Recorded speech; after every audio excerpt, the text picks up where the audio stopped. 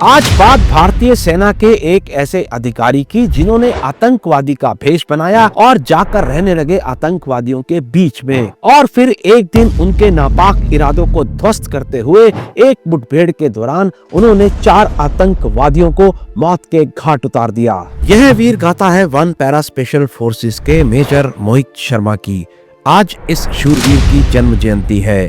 13 जनवरी 1978 को हरियाणा के रोहतक में जन्मे मोहित बचपन से ही निर्भीक और वीर प्रवृत्ति के थे।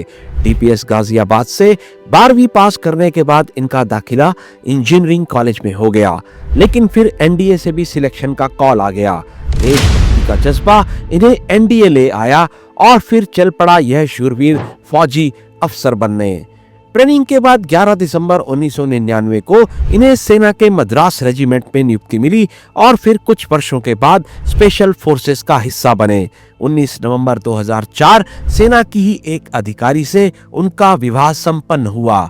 2009 के बसंत की शुरुआत में घाटी में जब बर्फ पिघलना शुरू हो गई तो आतंकवादियों की घुसपैठ का दौर भी शुरू हो गया।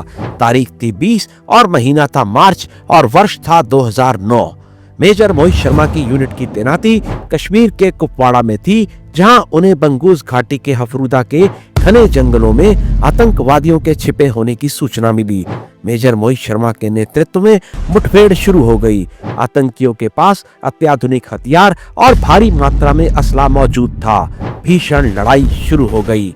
मेजर मोहित शर्मा ने अप्रतिम शौर्य का प्रदर्शन करते हुए 4 आतंकवादियों को मौत के घाट उतार दिया और अपने कई साथियों के अमूल्य जीवन की भी रक्षा की, लेकिन इस मुठभेड़ में वो वीर गति को प्राप्त हो गए।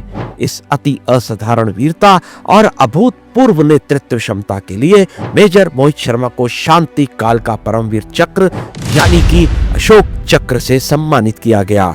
दिल्ली मेट्रो के एक स्टेशन का नाम भी उन्हीं के नाम पर रखा हुआ है।